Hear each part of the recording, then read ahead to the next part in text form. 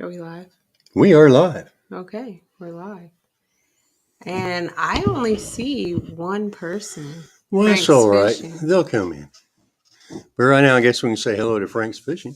Well, hello, Frank's Fishing. We have one person in the chat that's here to hear about Jeremy's assignment. Isn't there a little song that goes with assignment? What? Understanding the assignment? Oh, my goodness, Thomas. Maybe we can get Jeremy to sing that. I don't know. Well, for the one person that's in there,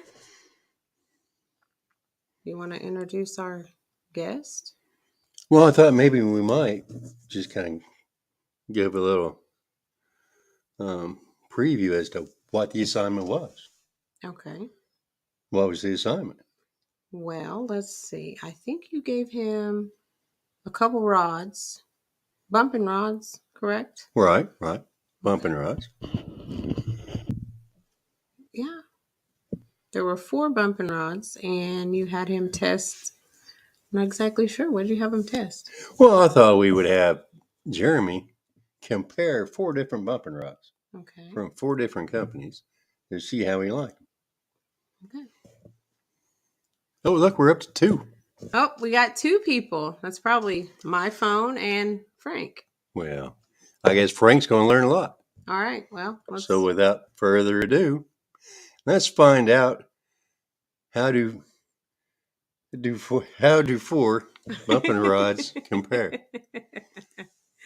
How do 4? Well, what is happening? Welcome, Jeremy. What's happening? Oh, we got John Parker. Yeah, lately with YouTube, it's like it takes a couple of minutes, for the people to kind of roll in. We noticed that on our show too. Yeah, because I was starting to get a little sad. I'm like, what? Only one person? Well, Frank, you're not the sole survivor now. Now we got look, Ashley Brady. It's something with the Now we notification. got 3 people that's only showing 2. Oh, yeah. They're coming. Yeah, and I try to share it out during the day, Yep. Pretty bunch came in. People might forget. There it goes. Now they're rolling in. There's Gerald. There's JBT. My bestie friendo. Who can't catch a big fish-o. Oh. Hey. Ouch. He's going to be in a tournament tomorrow, and cool. He's going to catch some big fish, I think. Hopefully. Are you still in are you in that? I was in it, and then I wasn't in it, and then it was kind of weird. The day we were supposed to fish actually is the one that got postponed due to bad weather. So the weather was good for me, and it was good for Danny. So we just kind of went live and just went, because I was going fishing anyway. And we're just going to have to see how the rescheduling goes. I don't know if I'm going to be available when they reschedule everything. I don't know that yet. Can you give me the remote? Oh, okay. Yeah, I'm in it tomorrow. Give me 1 second. Okay. You know I'm half deaf. I got it. It's right there, hon. Turn mine up too.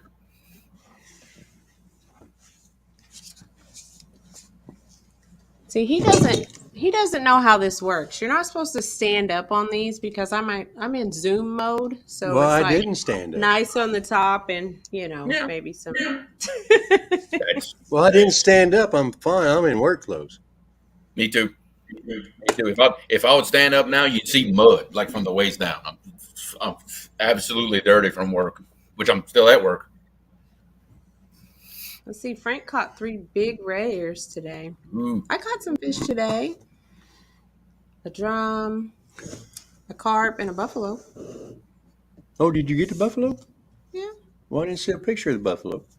Oh. Did you fish today, Jeremy? He's working. Oh no, yeah. I fished this past weekend. We went out Sunday. We were live. Did good. Actually broke my record. We caught 4 yellow cat in the same trip. I've never done that before. Oh wow. Yeah. Now down in Louisiana, what do you call a yellow cat? A flathead. Yeah, that's a flat. Yeah, that's a flathead for us. Which nothing real big. The biggest one was 17.3, but still, that's to catch 4 in the same trip. You didn't say 72. No.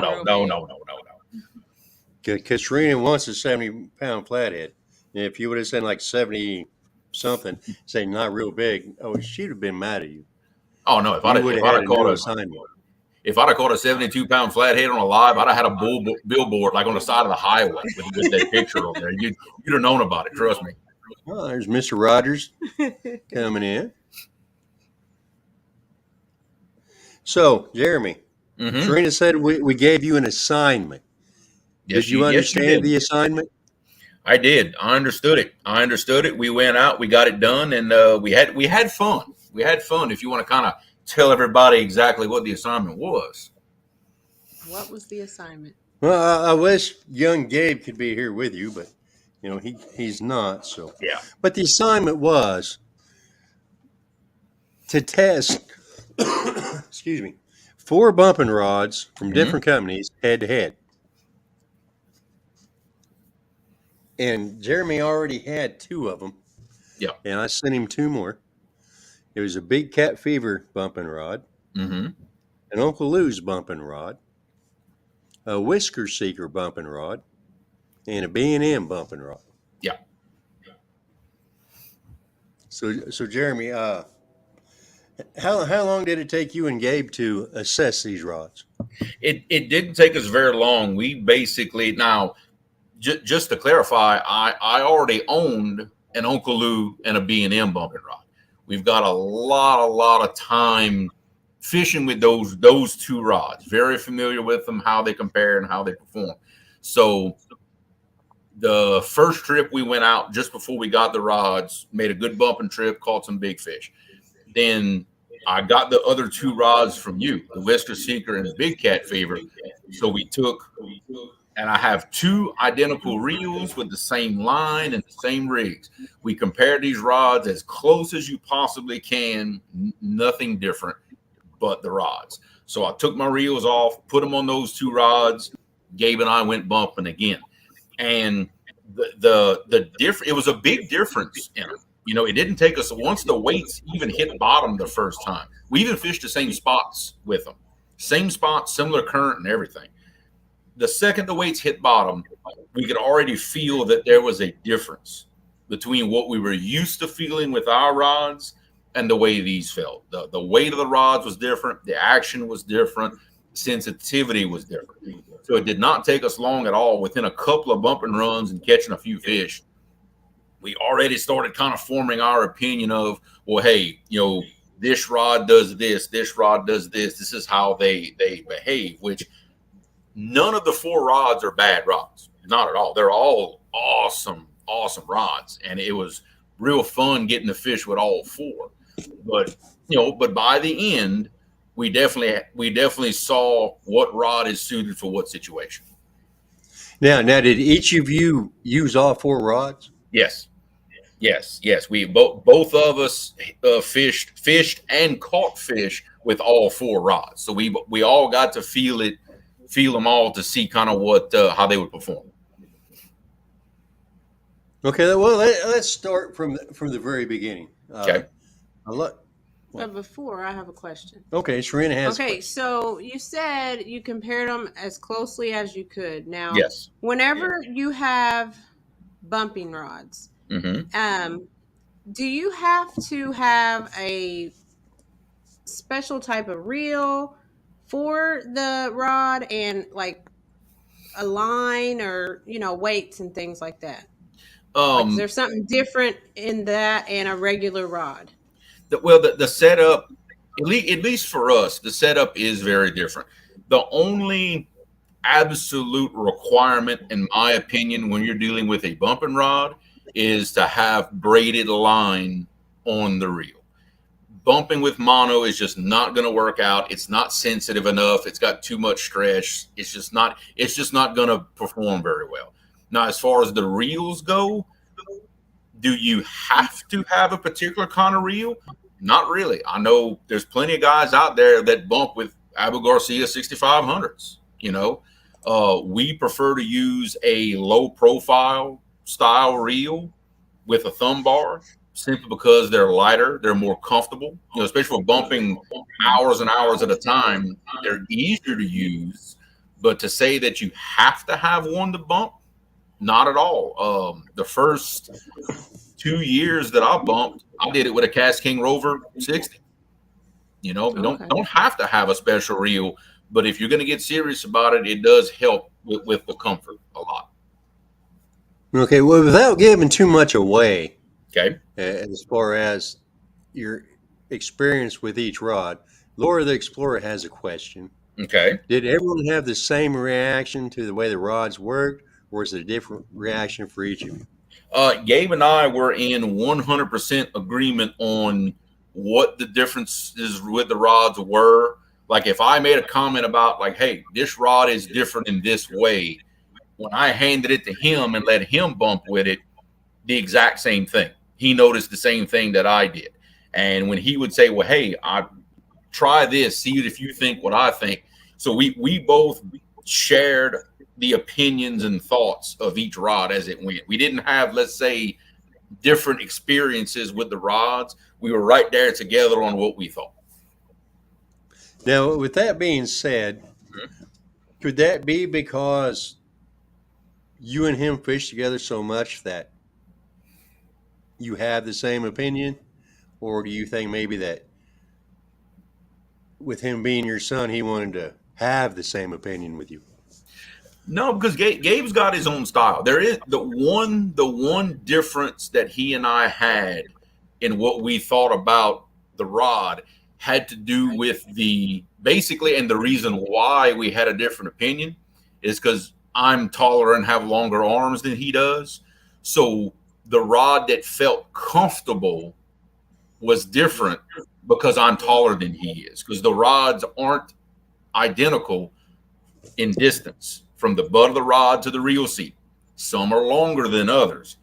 The taller you are, the longer you're going to want that distance for a comfortable hand position.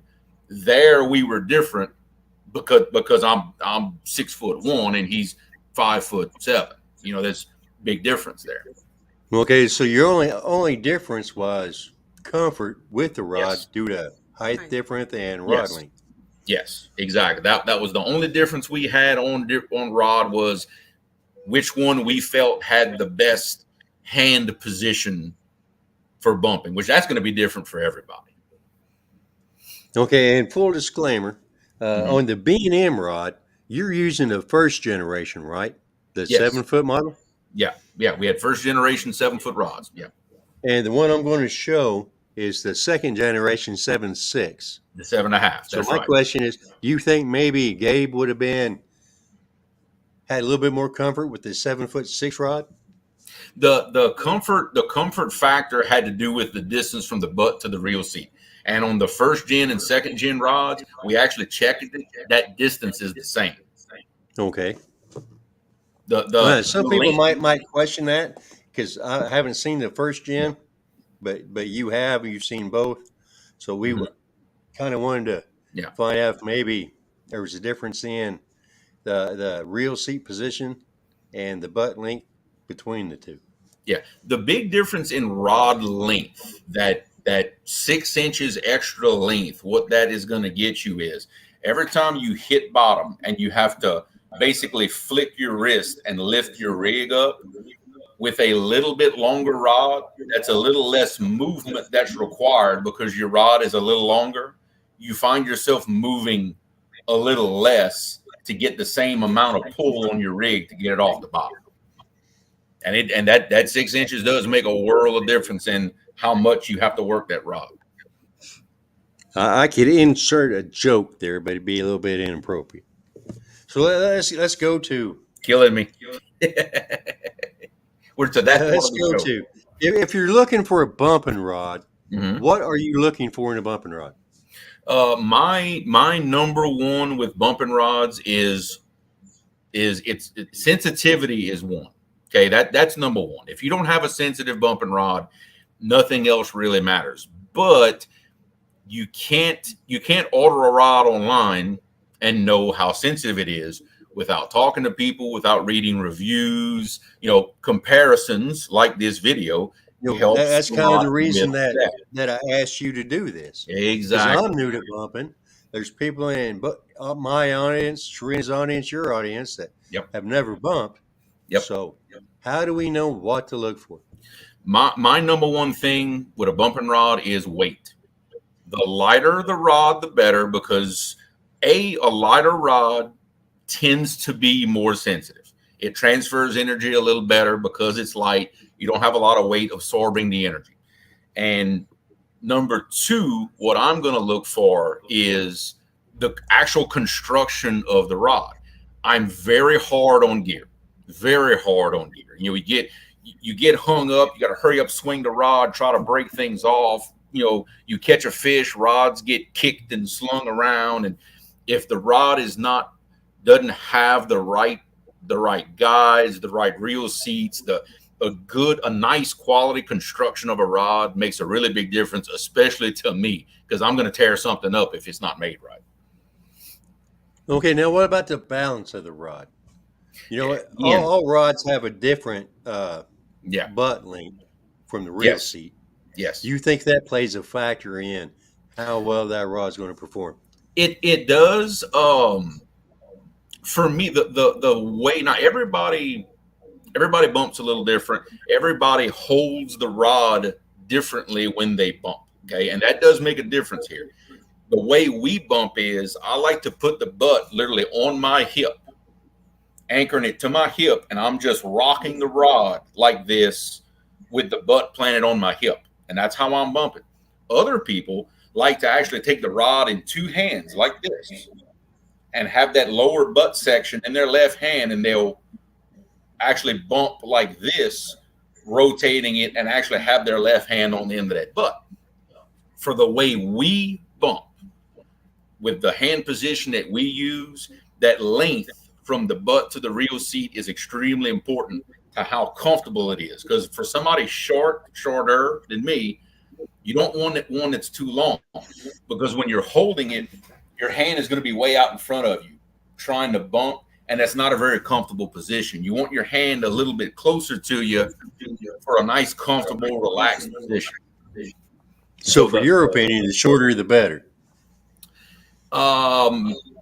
If you're a shorter person, yes. The shorter the person, the shorter your arms are, the shorter the butt length you want on your rod. For me, that's taller, I can get away with a longer distance. It's actually a little more comfortable for me because I've got long arms.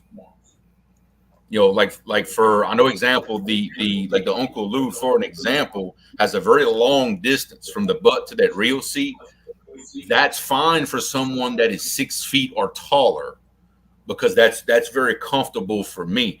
But if somebody who's, let's say, a little over 5 foot, your hand could very well be kind of way out in front of you holding the reel. Or if you use the two-handed position to bump like this, that long butt will actually give you a little more leverage.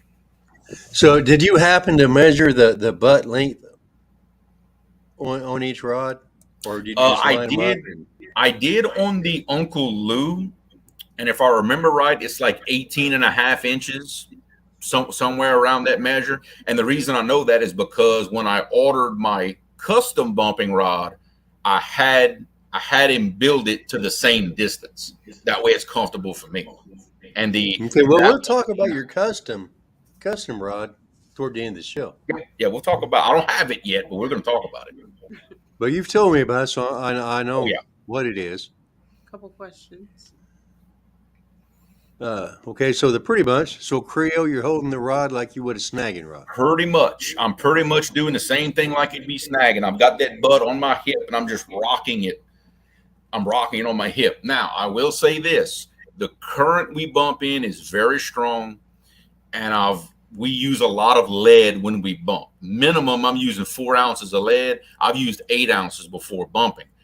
I will say this, that the two-handed technique comes into play with much lighter weights when you're really trying to feel a 1-2 ounce weight on a soft bottom. So that's kind of like using the backhand as a pivot point. It is. Whereas you use your hip for the pivot point. Yep, 100%. Yes. Which where the backhand would be a little bit more sensitive than somebody's hip. Yeah. And you said that's because they're using lighter weight.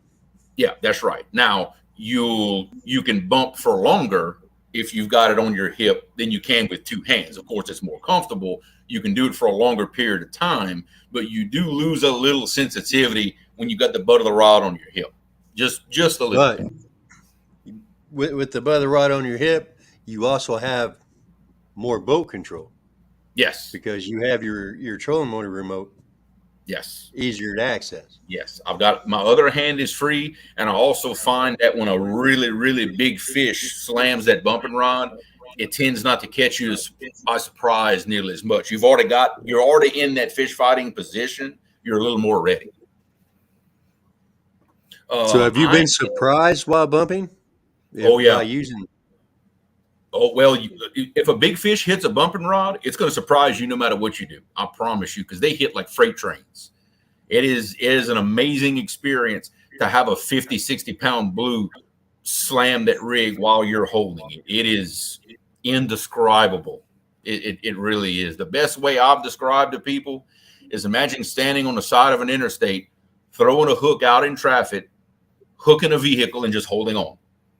That's about what it feels like. It's not much can prepare you for it. It's an experience.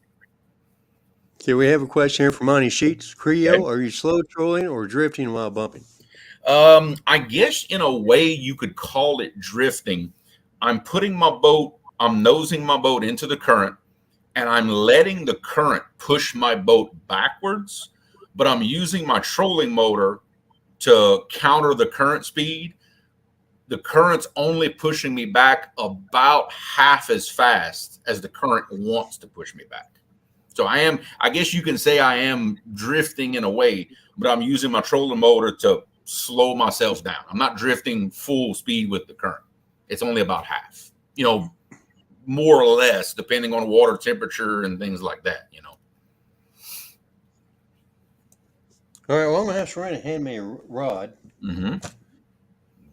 Because I don't think we've yet discussed what rods we have used. Yeah. At least not all of them. But here we have the B&M. Yep. Pro Staff bumping rod. This is Gen 2. Cork handle. I believe you said it, 18-inch handle? No, that one is around, I think it's 15 or so, 15 and a half. The B&M is one of the shorter ones. Okay. This is the second generation. Like we said, Creole has the first gen. Mm-hmm. So this one is 7.6. The one Creole used was 7 foot. 7 foot. So why don't you tell us about your impressions with the B&M? I love those little B&M rods. I do. That was the first actual bumping rod I ever bought was a B&M. I have recommended that rod to a lot of people first getting started bumping because it is the cheapest of the bumping rods. It's the only bumping rod that's under $100. When I bought mine a couple of years ago, it was $70. And that little rod has been through everything with us. It's caught us. I've caught multiple of my PBs on my little B&M bumping rod. It's a great rod, very lightweight. They're very sensitive, and I love them. Really, I'm not gonna say the only thing I don't like about it, and that's a personal preference thing for me. Is I really it's fine to say what you don't like about it. Yeah, because I chose you because everybody in the community values your opinion. Yeah, I appreciate whatever it is that you don't like, don't be afraid to say it. Yeah, the only thing I don't really care for on a B&M rod is the fact that it has cork handles. I don't like cork handles. I just don't. That's a thing for me. I prefer a rod not to have cork handles. That's my only thing I can find negative about a B&M rod. But other than that, especially from a price point perspective, it is a great little rod, and we've hung some big fish on it, and it'll handle it. In fact, for those that remember when Gabe and I fought that monster at that dam for almost 2 hours, that was on that B&M bumping rod. That's the rod it was on. So correct me if I'm wrong, but isn't cork handle just an option for the B&M? Isn't there another option for handle material? Not at the time when I bought mine. When you bought a B&M bumping rod, that's exactly what you got. Was that rod, those colors, cork handle? It was that rod or nothing. And that's how most bumping rods are. Most brands of bumping rods, that's it. That's their rod. Kind of a take it or leave it kind of thing with most of them. Well, that particular rod, I've got 2 of them. That was from a raffle at CatCon in 2022. Yeah. So they were free. I didn't. Yeah, those are great little rods. I love me some B&Ms. Well, okay. What's your positives about the B&M bumping rod? The positives is definitely the number one positive is the price. Like I said, it's the only bumping rod that I know of that you can get for less than $100. It's a very, very affordable rod, but I can tell you, you really don't lose any performance for the price. I can't say it's good for the price. I'm not going to say that because that's selling it short. It's a great rod, regardless of the price. It happens to be a very good price. So that's so from a price point standpoint, would you say that the B&M is a good starter bumping rod? Oh yes, absolutely. I recommended that to a lot of people starting out. Is that little B&M rod? Absolutely. And do you happen to remember the size of the fish that you and Gabe caught on that during this test? The biggest, let's see, during our test, we caught, I'm trying to remember, I think that 42 we caught was on that B&M rod. But like I said, I've owned a B&M bumping rod for 2.5 years. We've caught multiple 60-pounders on, in really fast current on the B&M that I own. So I can speak to it handling some really big fish. Yeah, is B&M the one you've owned the longest? Yes. Yes. Okay. Yeah, I've had, that's the longest rod I've had is that one. I've had it for about 2.5 years now, and it still gets used. That's my backup rod, and anybody else who's in the boat with me bumping, that's the rod they're using is my old B&M rod. Okay, so you say you use the same reels? Yes. On each rod? Yes. How do you feel the reel that you use affected the balance of the rod? It's the reels I use, they're lightweight, they're low profile, and on a really good, light, well-balanced setup, it just makes it that much better. Because you don't have that heavy reel sitting right there in the middle. It's an Okuma convector is what I'm using for a bumping reel. And those light, low-profile reels help tremendously. Okay, let's move on to the next rod. Okay. Yeah, that one right there. This one seems pretty light. Dang it. Every time we pick up a rod, we hit the ceiling. I know you're going to recognize this one. Oh, yeah. That one right there, that one won the beauty contest. I will tell you now. I've seen the video. This is the Whisker Seeker. Yep. Bumping rod. It's a 7.6 heavy power, extra fast action. Mm-hmm. Now we know that in the videos you sent us after you got this and the Big Cat Fever, sending us the weights, but we obviously forgot what each one weighed. I know Mrs. DUFOUR was behind you, shaking her head. Oh yeah. Why is that? Well, but because she always has to give me a hard time with how involved I get in this stuff. I mean, it's to her, it's like y'all are going to extremes with this. This is a lot of information. Like, don't you think you're maybe taking this a little too far? And that's what I tell her. I'm like, the people that are shopping for bumping rods, they're going to want to know all this stuff. Trust me, they're going to know. And she doesn't bump with me. If you don't bump for catfish, don't want to bump for catfish, you're not going to understand why all these little things make so much difference, because all those little things don't make this big of a difference on an anchoring rod, because it spends 95% of its time in a rod holder. But on a bumping rod, every little thing matters. I know you had a problem with the whisker seeker bumping rod. I did. Well, the one thing that when I first laid eyes on the whisker seeker rod, and it's a little bit of a preference thing for me, but it's also a durability thing.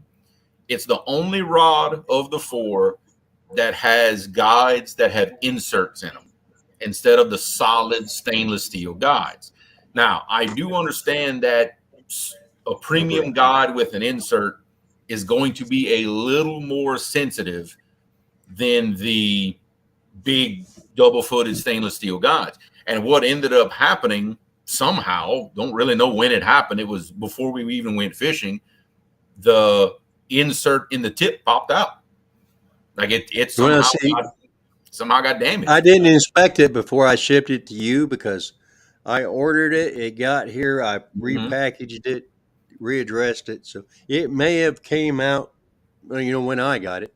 Yeah, but full disclosure for everybody listening and watching, I bought this rod. That's when I got the idea to have Creole test 4 different rods. Do 4 tests of 4 rods. I like it. He's gonna make that work. I just can't get it out the right way. Yeah.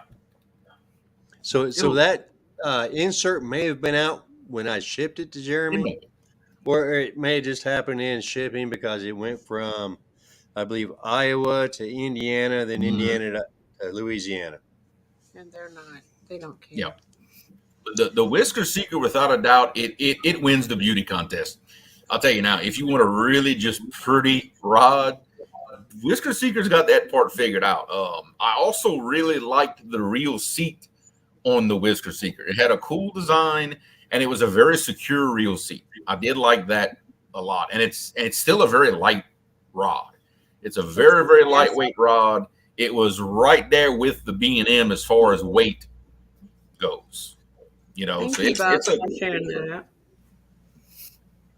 There's something everybody might not know the difference in a bumping rod and a regular casting rod.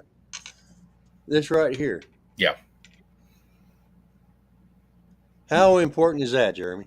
That to me, that is extremely important because, for those people who have bass fished, they instantly recognize a reel seat that's cut away, that you can actually put your finger on the blank of the rod. That's tremendous for sensitivity because you can literally feel that in your finger because you've now got direct contact with the blank of the rod. You don't lose any sensitivity through the reel seat and things like that. It's direct contact. So it's not just for looks. It definitely has a purpose. Okay, the rod tip notwithstanding, what did you and Gabe think about the whisker seeker bumping rod? The whisker seeker, it's really light. It's very, very well balanced. It was not the most sensitive rod that we tested.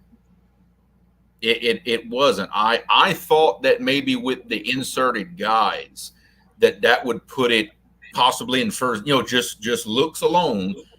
When I saw those inserted guides, I said, okay, well, this one may make it more sensitive than all of our others.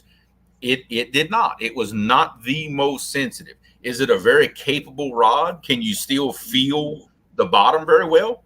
Absolutely. It's still sensitive enough to do what you need to do. You can feel bottom. It's got a great action on it, but it did not win the sensitivity contest. I will say that of the 4 that we tested. Now, do you think maybe if it had a different tip eye on it, would that make a difference? Because I believe you tested that with the insert already out. Right. We went fishing anyway without the insert in the guide.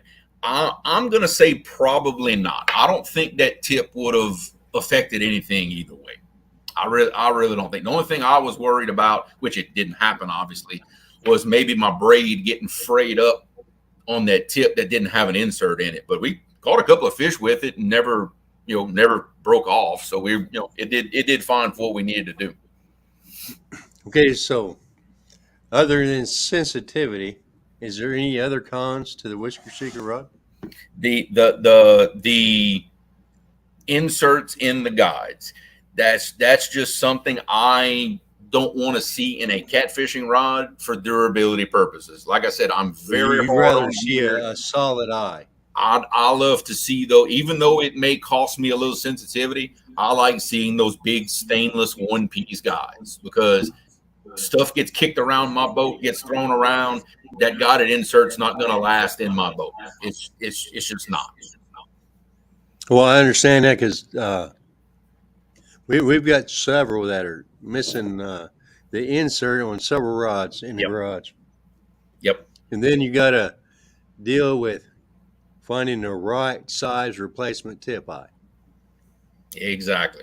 Because most packs in Walmart or Academy come with 3, and they're either too big, too small. Yeah. Don't fit well. That's right. Yeah, well, I mean, they're easy to replace if you have the right size. Yeah, that's right. Next. Yes, next. Next. I thought that other one was okay. This is a pretty one. See, what do we have here, Jeremy? I'm sure now that right there, we've got an Uncle Lou bumping rod, which that is that is the other rod that I own. I've had my Uncle Lou rod for, I'll say, about 1.5 years now, something like that. And for the moment, that is the rod I bump with. When I pick up a bumping rod, that's what I'm picking up right there. That is my rod. To me, it seems like it's maybe the smallest in diameter. And you know what? Other than the last rod we're going to look at, I didn't pay attention to the actual diameter. But now that you say that, it may be. It may be. Do you think maybe that the diameter of the butt section affects the sensitivity? I don't know. That is actually a good question. I don't know. I would say it would come down to the blank itself. I mean, the sensitivity in a bumping rod, 90% of it is going to come from how the blank is constructed. So whatever blank Uncle Lou is building these rods on, that's what's getting your sensitivity. Now, you can lose sensitivity through certain things, but you're not going to gain anything. You're not going to gain anything over what the blank is going to give you. You can lose it through the wrong guide. You can lose it through maybe too much weight of everything else. You can lose it through the wrong reel seat. But a cutaway reel seat, the right guides, you're pretty much getting everything that blank has to offer. Well, let's look at it this way. A 3/4 inch PVC pipe has less flex than a 1/2 inch piece of PVC pipe. That's right. And more flex in a 1/2 inch is because it's smaller. That's right. So you think that would translate with diameter of a rod butt? It could. I mean, that would be a definitely a question like for a rod builder on that one. I can tell you, compared to other rods, it's a good thing you know one. It's a good thing. It's a good thing I happen to be buddies with one. I mean, other than that and the quality of the other components, I mean, you can have a really sensitive rod, blank material, but if you put poor quality eyes and wrap and everything else on there, it's going to be a poor quality rod. Yeah, it's just not gonna perform right, because you're diminishing what that good quality blank is going to give to you. You're taking it away at that point. Okay, so what are the positive attributes of the Uncle Lou's bumping rod? The Uncle Lou is sensitivity wise. It's an extremely sensitive rod. The number and the orange, it's a really good looking rod with the solid orange and the silver and the guides and all, very good looking rod. And I really like the action of the Uncle Lou rod. It's got just a little bit more flex in the tip, which so it's a little bit faster tip. Yeah, it's got a little bit more action in the tip. You know, it's not quite as stiff of a tip as some of your other ones. Still a nice, good, fast action. But for the style of bumping that we do, especially with those heavy weights, I like having that little bit of give in it. It goes with our style of bumping very, very well with those big weights and the fast currents and everything. And deep water. That's an important thing to bring up too, is there's been many, many times we're bumping in 100 feet of water, you know, sometimes a little bit more. Okay, maybe that's something we should have asked earlier on. Did you use the same weights and the same setups on all 4 rods? Yes. Same rigs, same weights. In fact, we even swapped. Gabe and I fish with the same. I have 2 different rigs that I fish with, but we used both on all the rods, and we even swapped weights back and forth. Because what I'll do with 2 of us bumping, let's say Gabe will run a 1 ounce heavier weight than me. That way we're staggered. We're not bumping. Our rigs aren't side by side and get tangled up. One's further out the boat than the other. We even swapped. You know, like I said, we basically exchanged everything we could to compare to see, okay, well, is it just the rig that's making this different, or is it actually the rod? And we would swap and kind of see what the differences were. Okay, were you fishing the Mississippi or the Atchafalaya? Technically, I was fishing both. I'm fishing on the Atchafalaya. I'm fishing the Atchafalaya side of a very large hydroelectric dam. It diverts water from the Mississippi to the Atchafalaya, and we were fishing in the outflow channel of that dam. And this is something we probably should ask. What weights were you and Gabe using? We were using switching back. I know the Mississippi has high current, so you need a heavy weight. Oh yeah, we were using 4 and 5 I'm not sure what the current situation is there. No. We were using 4, 5, and 6. We were using those 3 depending on exactly what we were trying to do. Mostly 4s and 5s. That's what we were. Okay, so it's a fairly modest weight. Yeah, the current wasn't really heavy in the period of time that we were testing all these rods. In that same spot, I have used 8 ounces to try to bump before. It just so happened in the span of the couple of weeks that we tested the rods, the current was really consistent. 4 and 5 ounces did the job. And again, you and Gabe both caught fish on all 4 rods, right? Yeah, we both caught fish on all 4 rods. Yes, we didn't catch as many really big ones as I would have wanted to. There was one rod in particular I really wanted to catch a real big fish on to see if I was right about how it would perform, and I couldn't catch bigger than 30 on that one particular rod. Well, I'm thinking I know which one that is. Yeah, I would have loved to have hung a 60 or a 70 on that rod just to make sure I was right about it. Now, is there any downside to the Uncle Lou bumping rod? If you are a shorter person, I'm going to say 5'9" or under, you either are going to have to do the 2-handed method to bump with it, or if you bump the way I do with the butt in your hip, the reel seat may be too far up the rod. You may not find it extremely comfortable if you're a shorter person. That's about the only downside I've ever. For me, it's perfect, but I'm 6 foot one. I've got really long arms. That's, it's great for me. Well, Isaac, you're saying height. It makes a difference. But what about if you're the one controlling the boat? Because controlling the boat, you've got to be comfortable because you've got to have a remote for the trolling motor.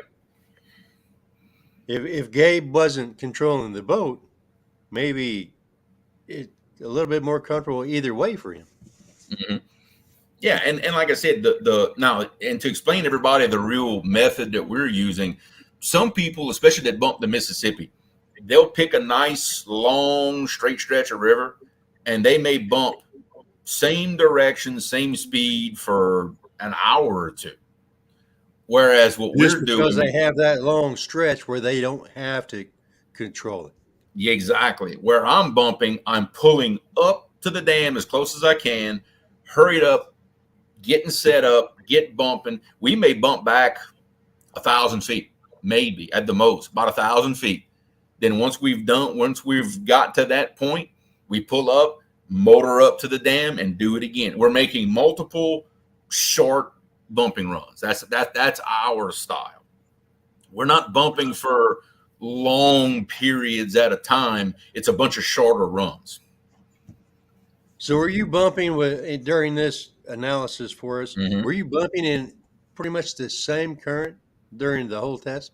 Yes, because we were able to use the same weights for every rod we tested. We basically used the same amount of lead, and the current does vary there a lot.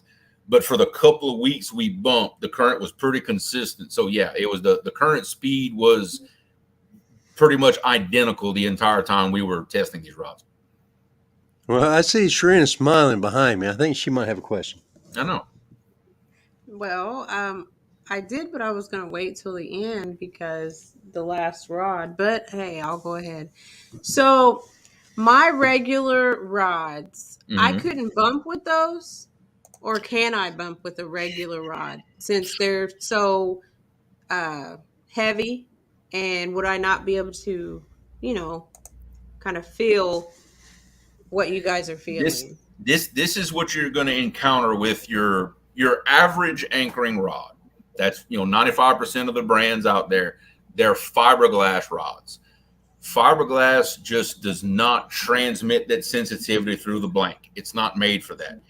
You lose a lot of sensitivity through a fiberglass blank. You're not having the cutaway reel seat, not having, with braided line, it is possible. When we first started bumping, before I bought my B&M, I actually bumped with an old Catfish Pro from Academy. That's what I had. But what I did to crutch the fact that it's not a sensitive rod, I used a heavier weight. Because the heavier the weight, the more you're going to feel it. And I basically bumped almost right below my boat. With the heavier weight, it's going to be right close to you.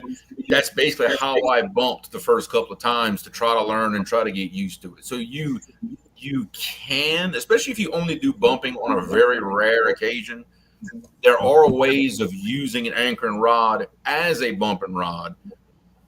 To like this, to kind of crutch it. Basically, you can almost like vertical jig it in a way. Just hit and keep hitting the bottom with it with a heavy weight. An anchoring rod is capable of that. It will get that done. Okay. Since she asked, what setup would you recommend for somebody that wants to try it with the regular rod before making the investment into a bumping rod and a low profile, lightweight reel? I would find as far as weight goes, not action, but as far as weight, find the lightest anchoring rod you can, but you need one with a pretty stiff action. A medium heavy or a heavy action, but as lightweight a rod as you can find. Definitely braided line. You put braided line on it, and the lighter the reel, the better.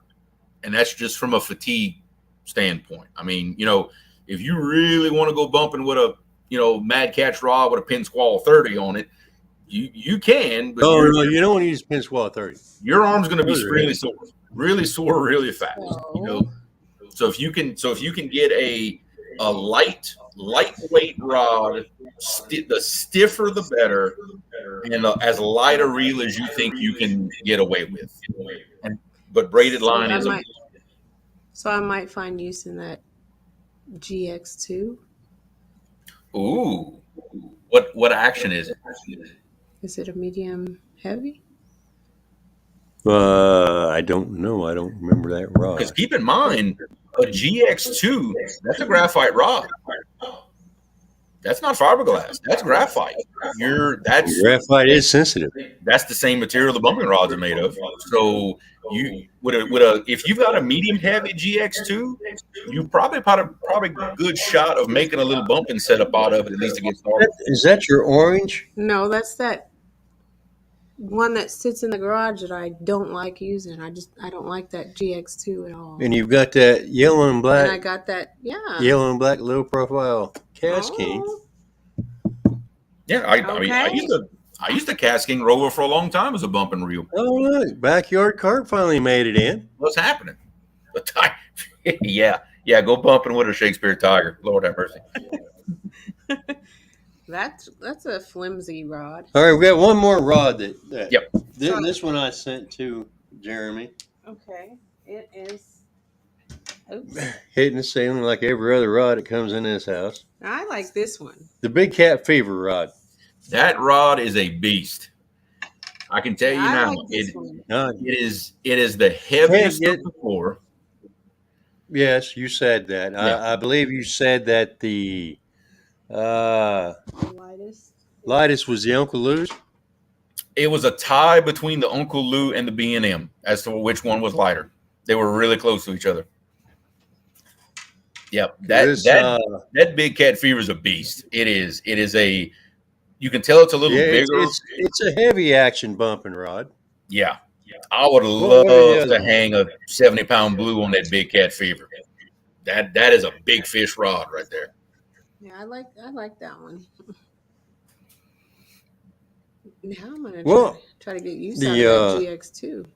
The Uncle Lou's is a heavy action as well. Yeah, they all should be heavy actions. Yeah, they're all listed as heavy actions.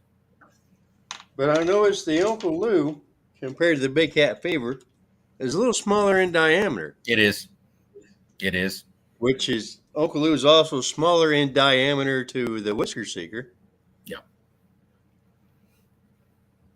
And again, heavy power. Yeah, that Big Cat Fever is just it's a stud of a rod. It really is. It's got the stiffest action of them all. It's heavier than the rest. Like I said, if it's a big lead, really, really big fish waters, that Big Cat Fever is definitely going to get it done. Well, the B&M says extra stiff carbon blank. Yeah. Mm-hmm. Bumping rods. Yeah, okay, so the Big Cat Fever. Mm-hmm. Man, that was the first one I bought. I just haven't used it because I haven't really understood what kind of reel I need. Yeah. Okay. Because I've got a Cast King Rover. I've got 6600 Abu Garcias. I don't really have a good low profile reel. Gotcha. Which that seems to be what everybody wants to put on there. But what was your opinion on that Big Cat Fever rod? Like I said, it is a big, heavy, beefy rod. Like I said, it's heavier. It was the heaviest of the four that I tested, but it also had the stiffest action of the four. Like I said, if it's strictly to go after the next state record on a bumping rod, that Big Cat Fever will definitely hand it. It is a hoss of a rod. But the issue, and of course, it's Big Cat Fever. It's going to be very tough, very, very, very durable rod. It had probably the best, the most heavy duty reel seat out of all the rods I tested. It's a tank. It's an absolute tank of a rod. The problem is that, in our opinion, all of that cost sensitivity. That's and just so everybody knows, all the rods tested have a graphite reel seat. Yes, they all do. Yeah, there's no, you will not, if it has an aluminum reel seat, it's not a bumping rod. I'll tell you that right now. It's not going to have aluminum reel seat. That all that beefiness, that weight, that strength, it came at a cost, and the cost was sensitivity. Enough, in fact, to where we actually had a hard time even feeling the 4-ounce weight on that rod. I just had, and that it was a part of our bumping territory. It transitions from rock revetment to a silty bottom. When we got to the silty bottom, you couldn't hardly feel the 4-ounce weight anymore. In the revetment, I could feel it, but when I got to that silty bottom, I had a really hard time trying to feel it. So you're saying the Big Cat Fever rod isn't a low current rod? No. If you're fishing low current with 1-2 ounces, that Big Cat Fever is not for you. You're going to have a very, very hard time getting good with it and getting a real good feel. It's not a, it's not a really sensitive rod compared to the other three. Okay, did you try heavier weights on the Big Cat Fever rod? I did. I actually went up to a 6 ounce on the Big Cat Fever just to see if I could get some of my feel back. And when I started bumping with the 6, then I could, with a 6 ounce on the Big Cat Fever, I started getting similar feel as I was with other rods with a 4 ounce weight, which that's a huge difference in sensitivity. That's big difference. And that's your only complaint with the Big Cat Fever rod? Yeah, that's really my only complaint about the Big Cat Fever is sensitivity. But to me, in my book, that is a big minus. But, I'll and I believe that the Big Cat Fever rod was the heaviest out of the 4 tanks. It is the heaviest, and it was by a few ounces, if I remember correctly. It's not just barely heavier. You physically pick them up, and you can really feel the difference between the two. Yeah, I think it was what, 2.5, 3 ounce difference. Yeah, it is. And that's big for a bumping rod. That's a big difference.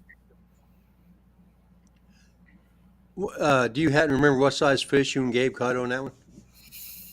Oh, it was in the 30s.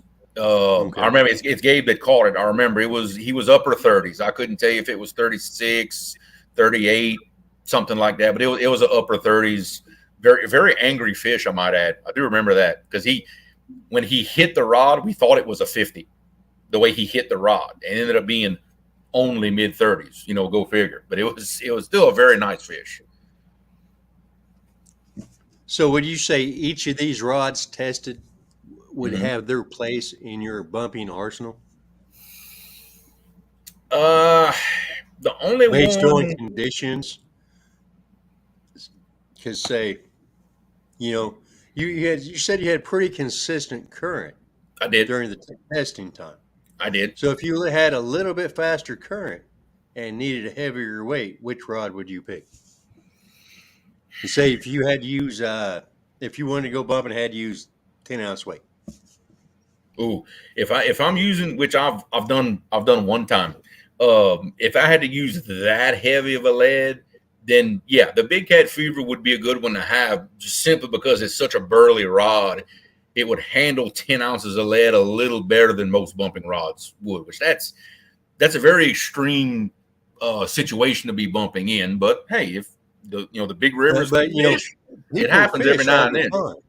Yeah, it happens. And people fish the Mississippi using what, 24 ounces of lead on anchoring rods. Yes, we've used that and more before. Yep. So is 10 ounces on a bumping rod far-fetched? No, if you're fishing, let's say during the spring on the Mississippi when the current is the fastest, there's situations you could be using that much. We've done it once for sure. 10 ounces on a bumping rod is a pretty strange experience. It really is. It's unique. But it would still be a rod that you could have in your arsenal if you wanted to do extreme bumping. Oh yeah. If you're bumping in really, really heavy, extremely fast waters and you got to have a lot of lead, oh yeah, the Big Cat Fever will definitely get it done. It's just not the most sensitive rod out there. So unless you're fishing those conditions all the time, you're going to have a hard time with it when the water slows down and you got to start backing off to a more normal weight. You're going to have a hard time with it. It's one you could. It's a rod you could have in your arsenal. I would have. It's one of those things where, because I'm sure there's a rod out of the 4 that you would under no conditions fish with that much lead. I've done it. Actually, I've never even done it with my Uncle Lou. The one time we used 10 ounces actually was with the B&M. It was with the B&M, and you can tell it wasn't overloaded, but it was a lot. And like Patriot James says, it's just another tool in your toolbox. It is. It is. What you see with bumping rods, most people, I'm not going to say all, but most people, they have a bumping rod. That is their bumping rod. That's the one they bought. That's the one they use. most people who have multiple bumping rods are probably like me that upgraded. They upgraded to a better, prettier, whatever you have it rod. And then the one they used to use is now a backup. You don't see much of different bumping rods for different situations because, bumping is the situation. You've got your bumping rod. That's the one you use. And especially when you always use the same rod, it's predictable. You know how the rod feels. You get to the point where you understand what type of bottom you're fishing and everything through that rod. You know how it feels and you know what's going on the end of that rod. So what you're saying is you have your favorite rod. Yes. Based on experience. Yep. Affordability. Yep. Comfort level and what you're used to. Yep, 100%. I've got my favorite, and it's the one that everybody sees me use in the lives. That's that Uncle Lou rod. It is. Okay, you answered that question a little bit too fast. Because I was going to say, just like you have, your tried and true anchoring rods. Yeah. But I guess we'll just go with, out of the 4 you tested, Jeremy, what was your favorite? Yep, that was definitely. I jumped the gun. I'm sorry. That was definitely my my Uncle Lou rod. It is for what we do. It's the most sensitive one. It's the most comfortable for me. I'm taller. That reel seat's a little bit out there. It's comfortable for me, and also something important to me and others that do YouTube. That bright orange rod shows up great on camera. It looks good on camera. People can see it, even if I have my phone way up at the front of the boat and I'm way in the back.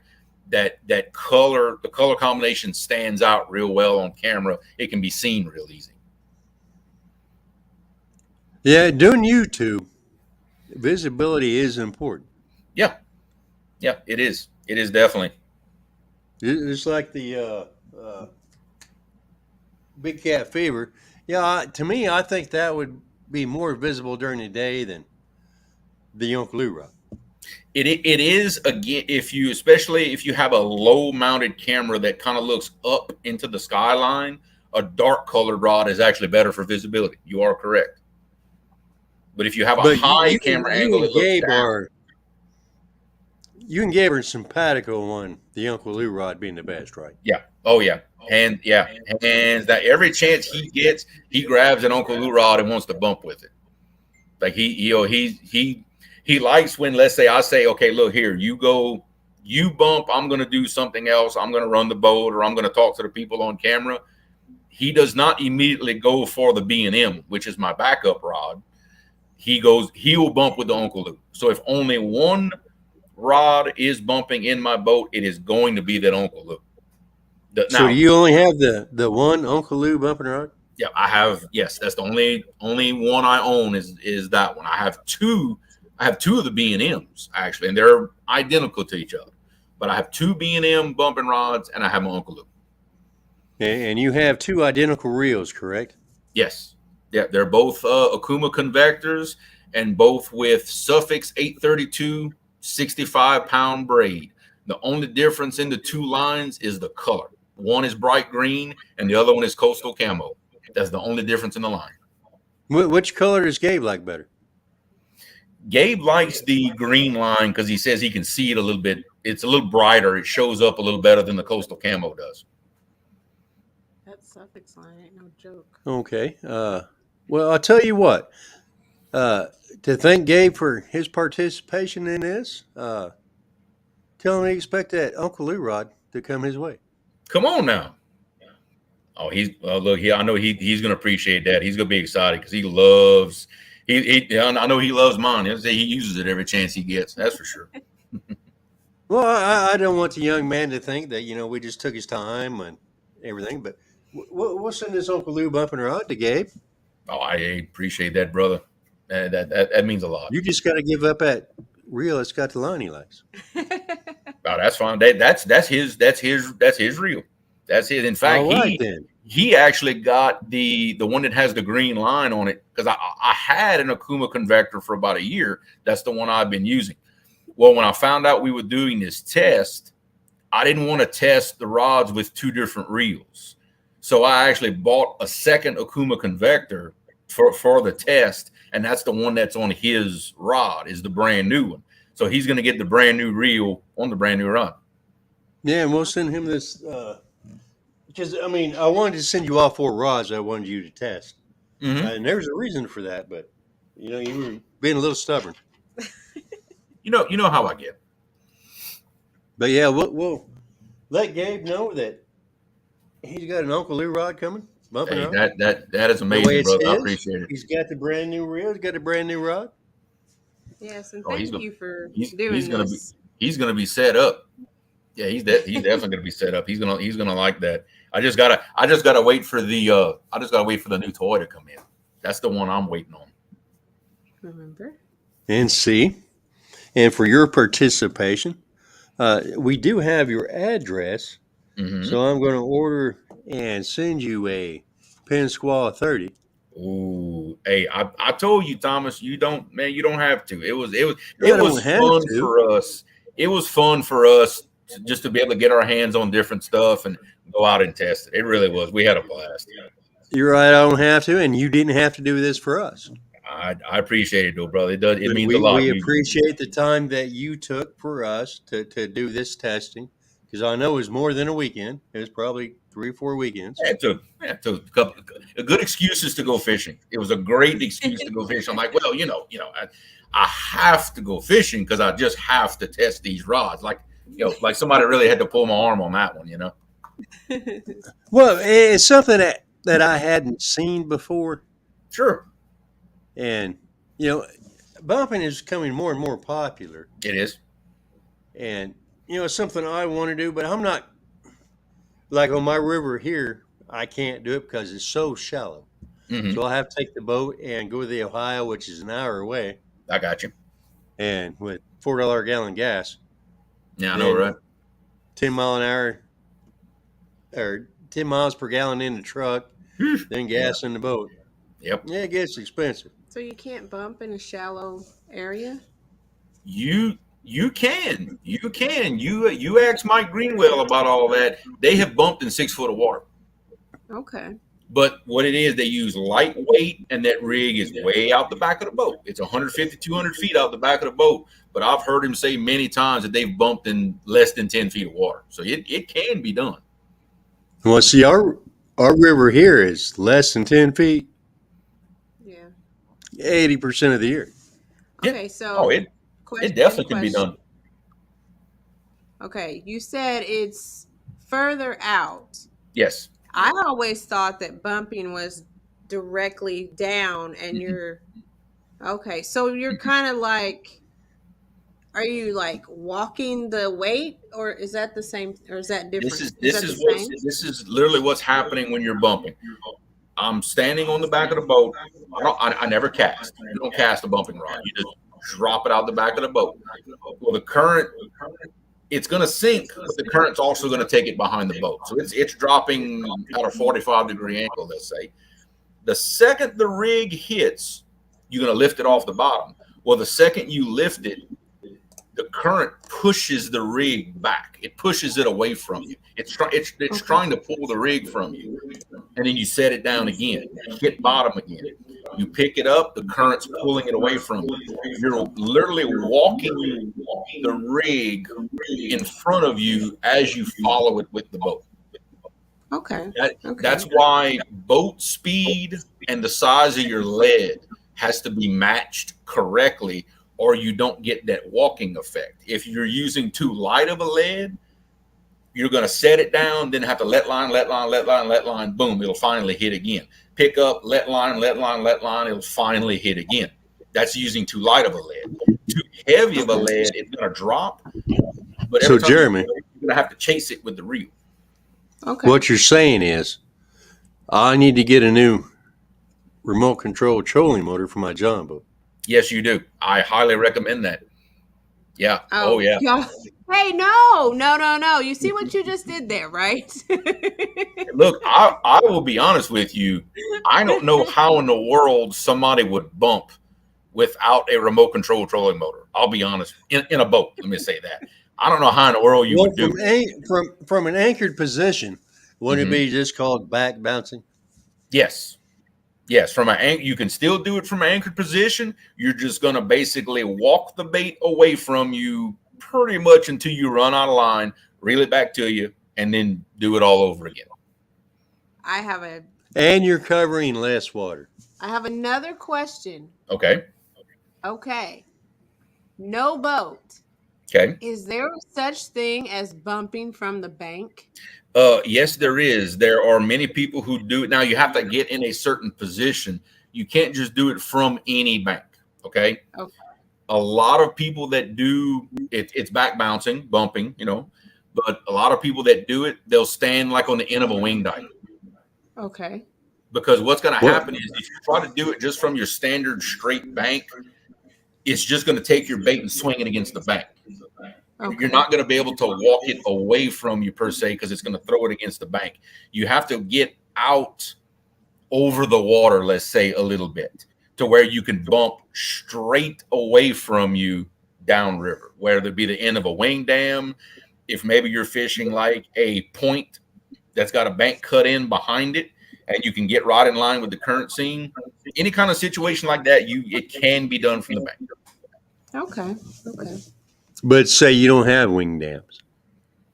I'm thinking you can bounce downriver from the outside bend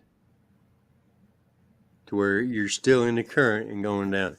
Yeah, you'd have if you can find a point to get on, a point where you've got a river bend and you're looking straight out to some water. Yes, it definitely can be done. Or maybe there's a dock or a pier that sticks out a little bit that you can get out on and bump that way. Or I know some people that walk on some old barges and do it that way. There's some kind of way of getting out over the water a little bit. I mean, where there's a will, there's a way. Oh, there's always a way. There's always a way. Definitely. You just got to get creative. That's where Google Earth comes in. You can look at an area and say, I think I can get right there. But if you know your waters, yep, and you know your river, you know your current, you don't need Google Earth. Oh yeah, exactly. Like off the top of my head, if I had to bump in my waters from the bank, I immediately know of 3-4 places that I could go to do that. Now, I mean, I'd have to get there with a boat, but I could stand on the bank and do it. But I think something we need to let people know is you cannot bump in a lake. Well, they don't necessarily call it bumping, but they, believe it or not, there are some people in zero current situations that they will troll with the boat, just like you'd be dragging baits, and they literally take that rod and they're bumping it on the bottom, but the boat is pulling them along. And you're following, you're dragging the rod behind you and bumping. Wouldn't that be more jigging than bumping? Mike Greenwell calls that reverse bumping. There is a name for it. Okay.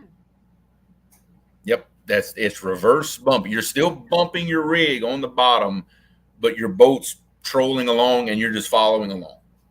Yeah, reverse bumping. So there's a reason we asked you. Okay. Because we trust your opinion. I appreciate that. I've done it once. I've done it one time. How did it work out for you? We caught a few small fish, but that is because fishing the same bumping area I always fish, we didn't know they shut off the hydroelectric plant for repairs. We did not know that there was no current.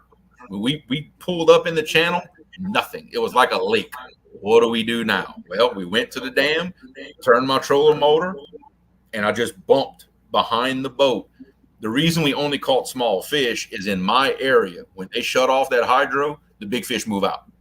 The big fish move out. See, I'm not talking about like a reservoir or in your area, anything dangerous. I'm just talking like a regular lake.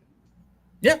You could do it. Yeah, you could. If you, in fact, there's some people that like to do it through like a really bad stump field instead of trying to drag. To me, that would be dragging or jigging. Yeah. But there's some people that actually use that method through really, really heavy cover. That way you can feel it and maybe prevent it from getting hung up instead of just dragging through it and crossing your fingers that you don't get hung up. Makes sense. Yep. You don't hear about it very often, but there's some people that do it. Well, I don't fish a lot of lakes. Me either. Well, I don't either. One year, Shireena and I fished like one lake. That was awful. It was awful every time. First time the motor wouldn't start on the boat. Second time it took a half hour, 45 minutes for the boat to start. Then it got windy. I lost the catfish hat. Yeah. Every time we go to a lake, something happens. It's bad luck for us.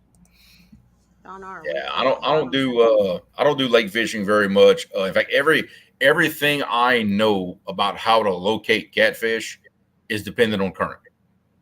Everything I know depends on current to be true. So in a lake with no moving water, I'm lost. Like I don't even know where to begin. That's like us. Well, see, I used to be able to catch fish. Then I started watching YouTube to try to be a better fisherman. Now I can't catch crap. It happens. Now what happens? Being outfished by the carp and drum queen. Well, what happens in one spot and catches everything. Yeah.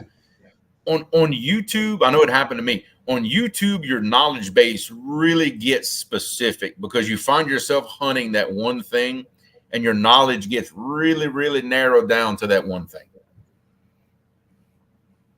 That's what happened to me. So, I mean, even the places I fished after I discovered YouTube, that I caught fish before YouTube, I can't catch fish there anymore. I don't know. It's because I'm trying to use a different technique that instead of just casting or whatnot. But probably too what you don't remember is all the time you put in to maybe catch a fish or two. See that sometimes we forget about that. We think about all the times we caught fish, but we forget about all the times we didn't catch fish and why we're better than we used to be. Just sometimes you don't realize that. I've gotten worse since YouTube, Jeremy. But here's the thing. Here's what it sounds like. Okay, you were fishing your own way, and you see all these other people, and you're trying to do it the way they do it, and like he said, you're just zoning in on that. Yep. And you're just not going your way. Does that make sense? What he's saying is, I turned dumb and forgot how to fish my river because I'm trying to fish a different river on my river. This is what you did. You're not doing it your way. You're trying to copy somebody else's way. That's their way, not your way. Or it could be that I'm taking my wife as fishing for a different species that I'm trying to catch. And I'm trying to make her happy because I love her so much. He's slowly crawfishing out of that one. He's backing out of it. He's backing out of it. So I don't fish for carp, but I love my wife so much. I try to find the best carp spots for her. Hey, I fish off the bank. I fish for carp all the time, but I bet my method's different than hers, though. See? I fish for carp with a 10-aught treble hook, and it works. Whoa. Yeah, those Asian carp when we go snag them. Oh, those. For bait. Well, she's got a bow for that. I shoot those. There you go. See, different methods. See? I couldn't imagine snagging one of those. Oh, it's fun. They'd probably take you for a ride, wouldn't it? They do. The minute you sink that hook in them, they start screaming drag. It's fun. Wow. It is fun. But I mean, look, they're an invasive species here. It's actually illegal to catch an Asian carp and put it back in the water alive in Louisiana. They'll actually give you you need to dispatch it. Oh wow. Yeah. They do not allow you to release them alive. Well, it's the same way here with carp.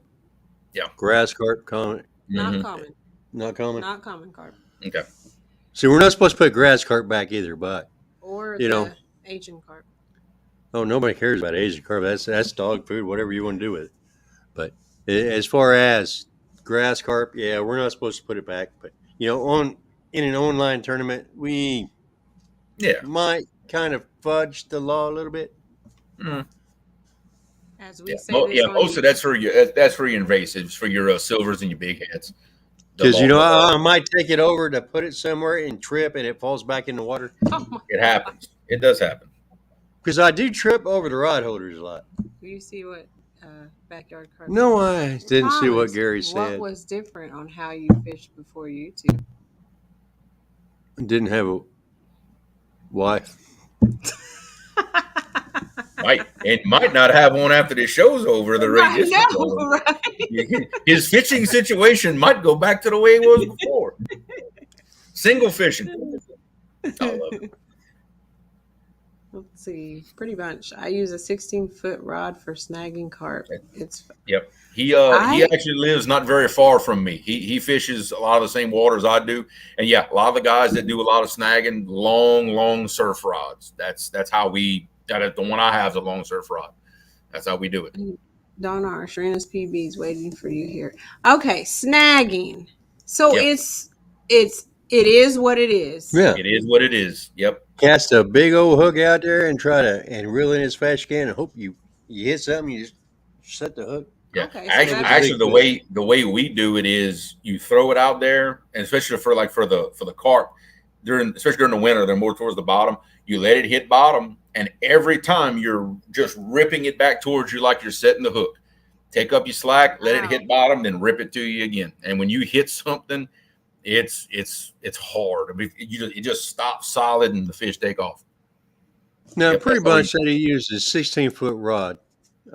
I've got a 12-foot slime cat. Mm-hmm. That'll work.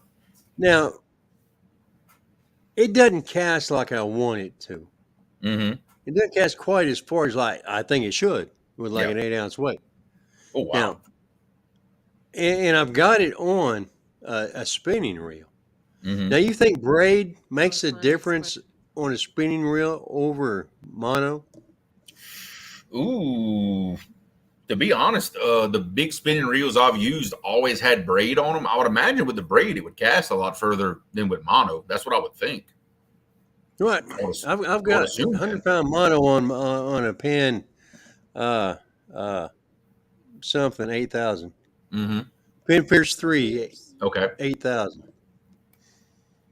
Yeah, I don't know if maybe just the Slime Cat 12-foot rod is too stiff to give it a good whip or what. I remember Lyle saying something about that on one of his shows, is that as long as you have some good action in the tip, you have a little bit of a whip to it, a longer rod will cast real far. But if you don't have enough of a whip action in that last third of that rod, that might be why it's not casting as like you want it to. Yeah, because that thing's like a tree. No, I mean, first fish I caught on it was like a shut up. It was like this big. Yeah. It's my story. Leave me alone. Oh my gosh. I love it. I remember when you brought it. It was like this big.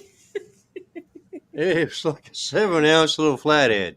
You couldn't even on a 12-foot. You didn't even know it was there. Yeah. Oh no! I mean, that's how I set the hook. Fighting for it. I seen it. I mean, it's probably weighed less than my weight, but it did move the tip, and I set the hook. Yeah. Let's see. Pretty much, I had braid cut through the eye. Yep. The one I use, I think, is in a 11 or a 12-foot heavy action. That's the one I use. But I know I don't like spider wire. That is a rough line.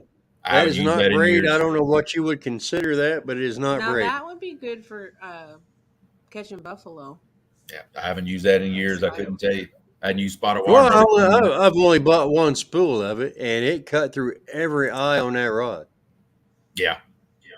It will. Some really rough braid will do that. It's abrasive as crap. Okay. Yeah, that Berkeley big game braid is like that too. It's tough, but it's really, really, really abrasive, and it's not sensitive at all. We tried using it on the bumping reels. No, not happening. Now, what brand and weight of braid do you and Gabe use? We use Suffix 832, 65 pound. That's what I use. We have some Suffix. You definitely get what you pay for with braid. We've learned that. We've tried to get away with cheap braid, and you get exactly what you pay for. It's not sensitive at all. Well, you might find this funny, but my favorite line is that 40-pound Raging Cajun by Zebco. I know exactly. I've got some. I know what you're talking about. That is some tough freaking line. Yeah, very, very, very tough line. That old red Cajun. Yep, very tough line. Because I quit using that because every time I used and get snagged, it would pull my boat off anchor before it broke. Yep. It would pull me off anchor. I'd get the snag and have to cut it anyway. Yeah, it's a very tough. There's no way it's what it's rated for. Its breaking strength is way more than that. Oh no! What it's rated for is like maybe half of what it actually is. It's probably like a 60-pound line. Yep, I've got some. I've got some 50-pound. It's really good line. Yep, I've got some 50-pound red Cajun. Good luck breaking that stuff. Shoot. Maybe I need that. I can't break the 40. I don't even want to try the 50. Maybe I need that to throw them up on the bank. But hey, guys, let's go ahead and end this show. I know Creole's at work. He's got stuff to do. Yep, I got people misbehaving out there somewhere. And did we ever get to which was your favorite bumping rod? We did. We did. That's right. We did. Just making sure. Love. Because we're sending Gabe one. Of the store-bought bumping rods, that's my favorite. Now, if you got what we didn't get to was your custom bumping rod. Yeah, if you've got a whole bunch of money that you're just dying to spend, like Creole does. No, you got a whole bunch of money. No, I had money. But if you just really are serious about your bumping and want to go the custom route and have your own custom bumping rod made, so you for hold on, let's listen. Well, is it forwent or forgone? What? So you forwent Laura's new house for your new bumping rod. One of the new house payments, probably. Yeah, I probably could have paid a house note. I'll be honest with you there. Yeah. Oh my goodness. So let us know about this. Hey, Brian B. Yeah, he said he looked like a raccoon. Well, it's nothing new. He just wears them sunglasses.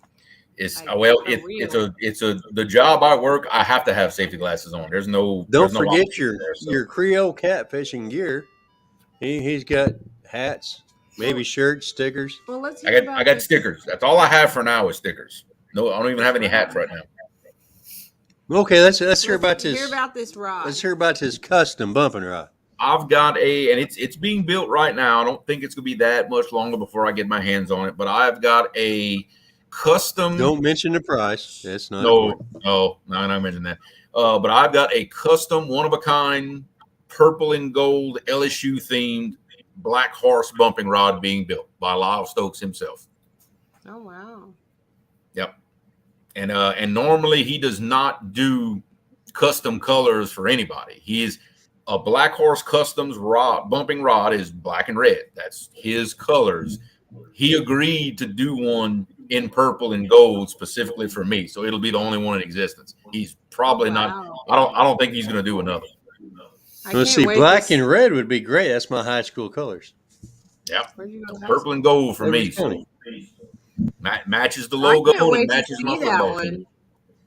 Yeah, and it's going to kill me. But I made him promise me I don't want to see a single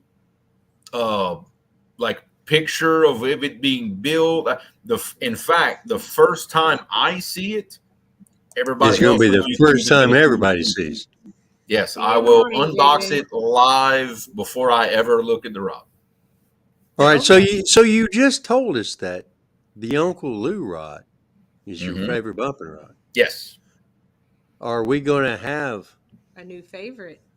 A comparison video? Yes. Yeah, absolutely. Absolutely. I will compare a custom bumping rod, by one of the best in the business to a production rod. And of course, there's going to be a difference, of course, because, there's a price difference. I can tell you now. Well, yes, because with a custom bumping rod, you get to tell Mr. Stokes what you expect, what you would like. And you get to pick options. Yeah. And plus the blank that he builds his rods on, nobody else. That is a blank specifically made for Black Horse Customs. No other rod in existence has that particular blank.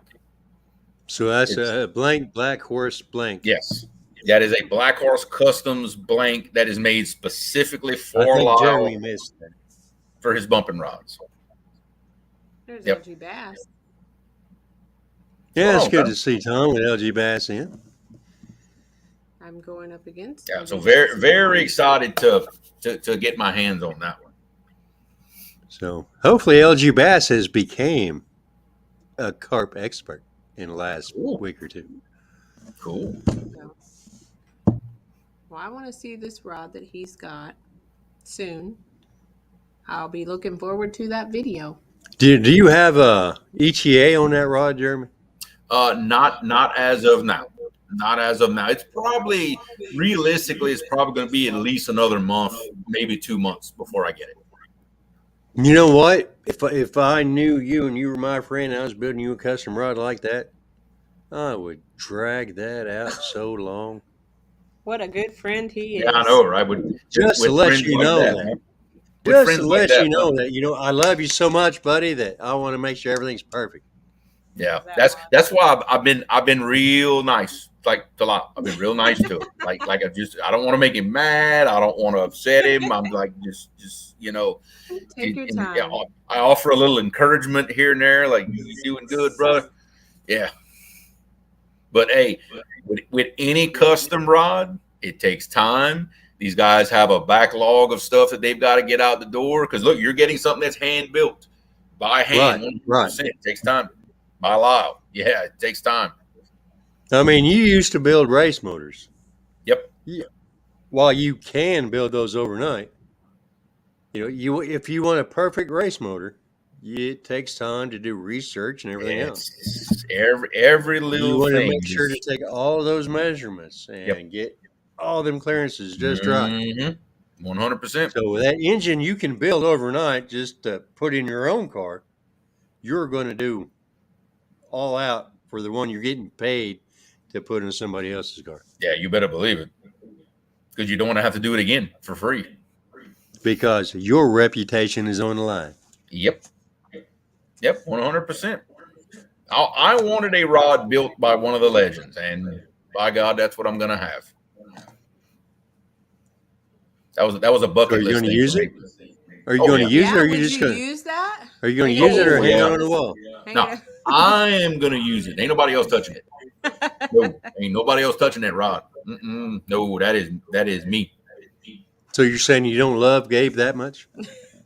Oof, that's a tough one. That's a tough one. How is he going to know quality if Dad doesn't show him? You just got to take my word for it. He's just going to have to take my word for it. So you're saying you don't love Gabe that much? You don't use my rods. I put it to you like this: when you're bumping, there's always a chance that a big fish rips the rod out of your hands.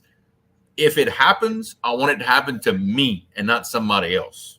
You know what I mean? That's why you get a rod leash. That way it's my mistake and not somebody else's. Well, that's why a rod leash what's is. What would a rod leash do? Pull him in there too? Well, no, it would. It would lash it to my wrist. Right a rod. I thought about it too. And you lose your grip. It's like a rope hanging on to you. Yeah, I have thought about that. Dangerous.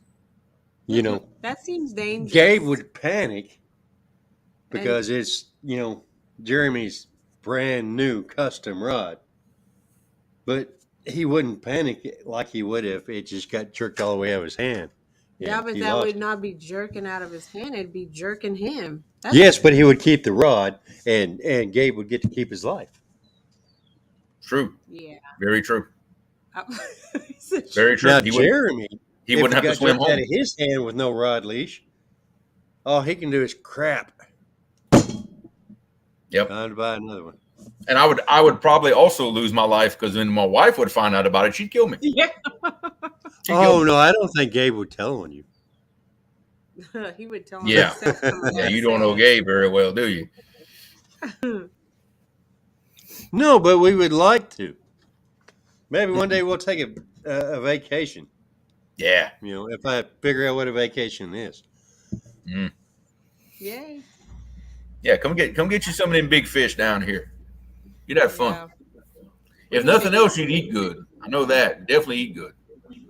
Oh yeah. So I'd rather go for the food than the fish. It's a toss up. But we can do both. We can do both. Well, yeah, but I can catch big fish around here somewhere someday. Yeah. You can't guarantee me a big fish.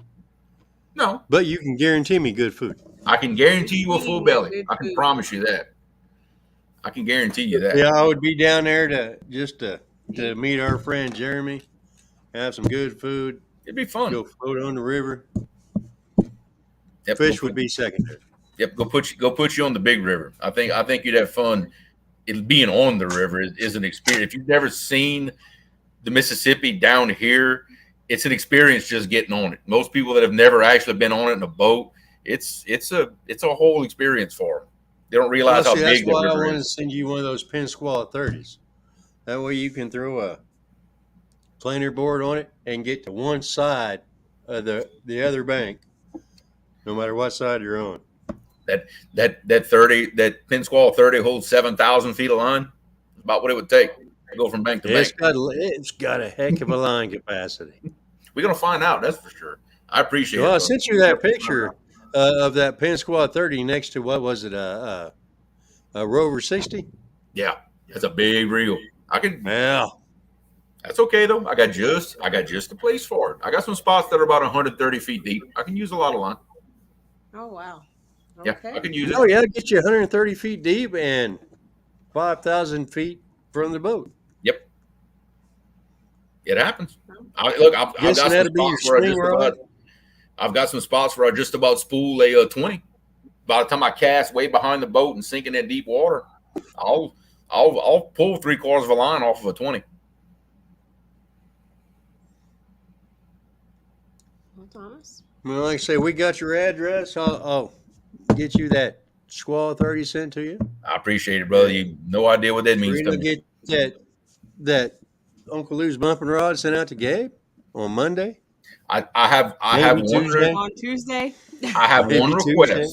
I have one request on Gabe's bumping rod. I want y'all to autograph it for me. No, nobody wants my autograph. Oh goodness. Okay. That's my only stipulation. I want both of y'all autographs on it. He might not get it then. Yes, he will. Okay. My autograph don't mean nothing. Well, it does to me. That's what I want. Are you going to have some epoxy to go over it with to keep it from fading off? I'll put something on it. I'll put something on it. That way it don't go nowhere. I got just the thing. Oh, crap. Okay. He has an answer for everything. I do. I do. I've still got some automotive clear in my shop. It ain't going nowhere. Okay. All right. Well, folks, we're going to go ahead and end this. I hope you enjoyed this episode with Creole on how do 4 bumping rods compare. I'm going to get it worked in there to where it sounds right. It just wasn't. He's trying. He's got to work. He's got to work with it a little. It'll sound right in the title. See, I thought it was DUFOUR. Nope, DUFOUR. Just like it sounds. He said no. DUFOUR. DUFOUR. Yeah, DUFOUR. Just like it sounds. Yep. DUFOUR. Nothing fancy. DUFOUR. So how DUFOUR? That's what I'm trying to say. Yep. How DUFOUR? How DUFOUR? Bumping rods compare. Well, to give you a hint, there's a realtor in my area that we're actually kind of related to, has the same last name as me. His slogan is, "What can I do for you?" Cool. And I hate him for it because it's on every damn billboard. I hate him for it. It's like, dude, you killing me. All right, well, Jamie, hang out for a few minutes after we end this live, and no problem. Jamie. I said Jeremy. Oh, he did. Okay. I heard him. Hey, no, don't be on his side. What, me and got to sit together every now and then. All right, guys. Thank you for coming in. Thank you, Jeremy. And thank you, Gabe. And you guys have a good night. Absolutely.